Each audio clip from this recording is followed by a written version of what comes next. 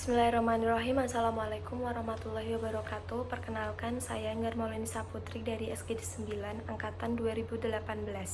Di sini saya akan menjelaskan tentang embriologi sistem syaraf di cerebrum. Untuk yang pertama, di sini saya akan menjelaskan tentang embriologi sistem syaraf sendiri, yaitu dimulai dari otak rongga gelembung otak primer.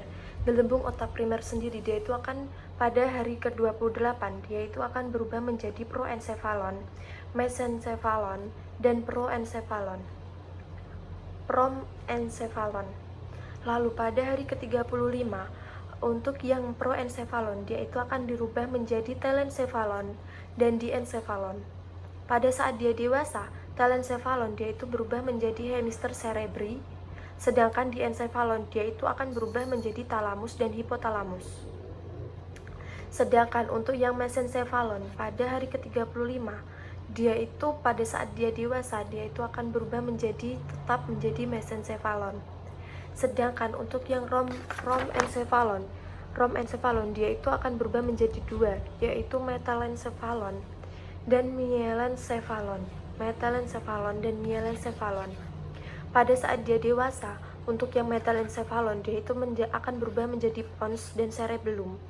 Sedangkan untuk yang mielencephalon dia itu akan berubah menjadi medula oblongata.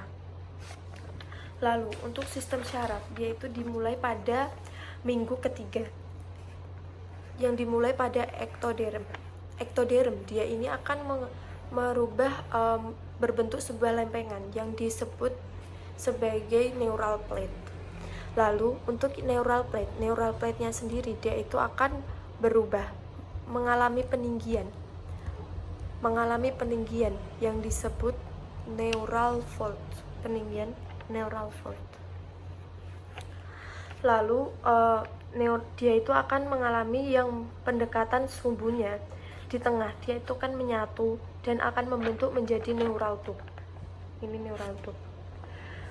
Lalu garis tengah itu, neural tube di garis tengah itu, dia itu dimulai pada regio cervical yang berlanjut ke arah rostal dan caudal. Pada ujung rostal dan caudalnya, dia itu pada neural tube terdapat lubang yang disebut kranial, pada kranial dia ini atau rostral neuropor. Dan pada caudal dia itu atau caudal neuropor. Pada menutup pada minggu ke-25 dan minggu ke-27. Lalu pada bagian neural tube ini di sebelah kranial somit keempat akan mengalami pelebaran. Pelebaran ini dia itu yang disebut dengan primary brain vesicle. Pelebaran tersebut terdiri dari forebrain, prosencephalon, dan midbrain atau mesencephalon, dan hindbrain atau romencephalon. Selain itu, neural tube dia itu akan membentuk suatu lekukan. Dia itu yang disebut dengan cervical plexure. Dia itu yang terletak pada caudal hindbrain. Dan cephalic flexure yang terletak pada bagian midbrain. Lalu pada minggu kelima, forebrain itu akan berkembang menjadi telencephalon.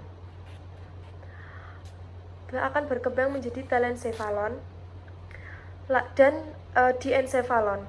Sedangkan hindbrain dia ini akan berkembang menjadi mesencephalon dan metencephalon dan mielencephalon yang dibatasi oleh isthmus rhombencephalon. Lalu untuk pada medula spinalis dan berbentuk ujung sistem syaraf pusat dan terdapat lamina basalis yang mengandung neuron motorik, lamina alaris, dan neuron sensorik. Untuk neuron sensorik. Dan pada lempeng lantai serta pada lempeng atapnya dia itu akan penghubung antara kedua sisi. Lalu setelah itu canalis centralis dia itu merupakan lumen pendula spinalis yang terhubung dengan gelembung-gelembung otak. Pada rongga Romsenfalon dikenal sebagai ventrikel keempat, dan rongga diencephalon dia itu sebagai ventrikel ketiga. Lalu dan rongga-rongga hemisferium cerebri dia itu sebagai ventrikel lateral. Ventrikel ketiga dan keempat saling berhubungan melalui lumen mesencephalon atau aqueductus sylvii. Ventrikel lateral berhubungan dengan ventrikel ketiga. Ketiga dia itu melalui foramina interventricularis Monroe.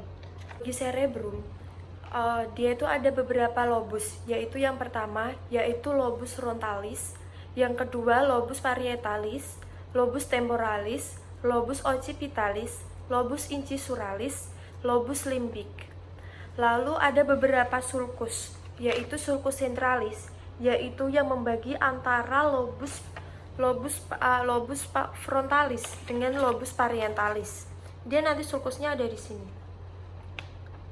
Lalu untuk ada sulcus lateralis, dia itu memisahkan antara lobus temporalis dengan lobus frontalis dan parietalis. Dia terletak sulcus lateralis di sini. Lalu ada sulcus parieto-occipitalis, yaitu memisahkan lobus parietalis dengan lobus occipitalis. Lalu setelah itu saya akan menjelaskan tentang gyrus-gyrusnya. Untuk yang pertama yaitu lobus frontalis. Lobus frontalis dia itu ada gyrus presentalis. Gyrus presentalis dia itu berfungsi sebagai area motorik primer. Dan untuk area Brugschmark-nya dia itu terletak pada 4 dan 6. Lalu setelah itu gyrus frontalis superior. Gyrus frontalis superior dia itu berfungsi sebagai kesadaran diri dan koordinasi.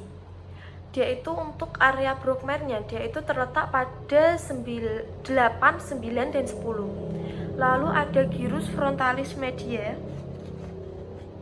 Yang ini gyrus frontalis yang media, dia itu berfungsi sebagai mempertahankan perhatian dan kerja memori. Dia itu untuk area Brugschmark-nya yaitu 45 dan 46. Lalu setelah itu ada gyrus frontalis inferior. Gyrus frontalis inferior dia itu ada 3 parts, yaitu pars orbitalis, pars triangularis, dan pars opercularis. Dia ini berfungsi sebagai area bicara Broca atau area bicara motorik. Dia ini pada area Brugschmark pada ke-44. Lalu setelah itu lobus parietalis. Lobus parietalis dia itu ada gyrus postcentralis. Gyrus postcentralis di sini. Gyrus postcentralis.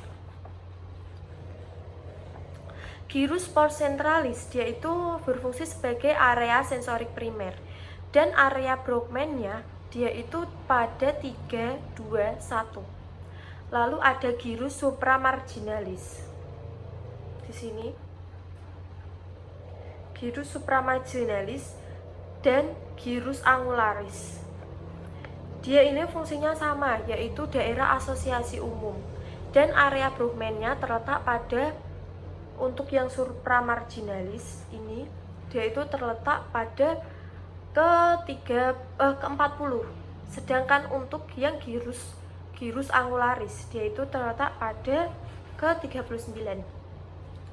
Lalu setelah itu lobus temporalis.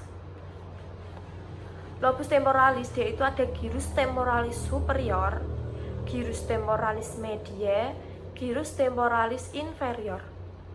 Gyrus temporalis superior dia itu berfungsi sebagai area Wernicke atau area bicara sensorik. Dia ini pada area Brugschmark ke-22.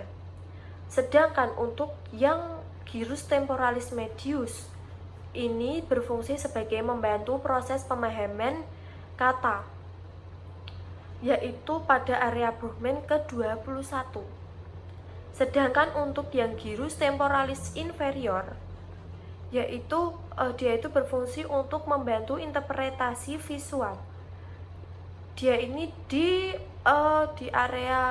area Brockman pada ke-20.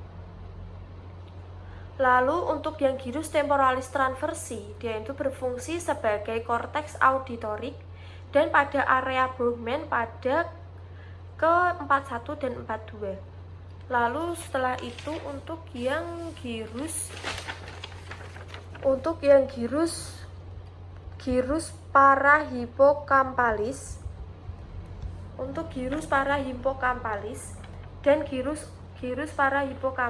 dan gyrus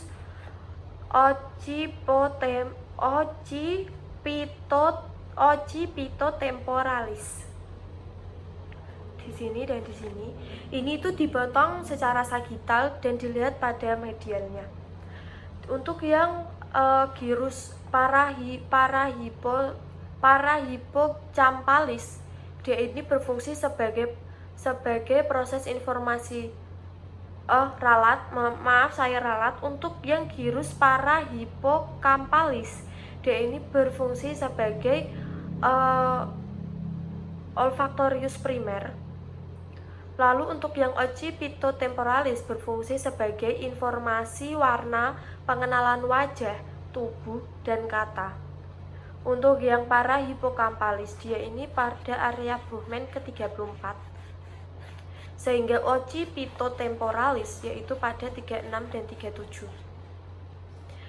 Lalu setelah itu lobus occipitalis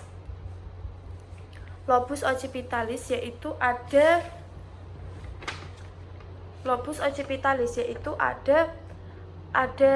gyrus lingualis dan gyrus cuneus. Gyrus lingualis yaitu berfungsi sebagai korteks visual primer pada saluran calcarinus. Dua-duanya berfungsi sebagai korteks visual primer. Sedangkan untuk yang gyrus lingualis yaitu pada area Brockman ke-28. Sedangkan gyrus cuneus yaitu pada area Brockman ke-17. Lalu untuk yang lobus limbik. Untuk yang lobus limbik, dia itu ada gyrus cinguli. Dia ini berfungsi sebagai terlibatnya dalam pembentukan emosi. Dia ini pada area Brockman ke-23. Terima kasih. Wassalamualaikum warahmatullahi wabarakatuh.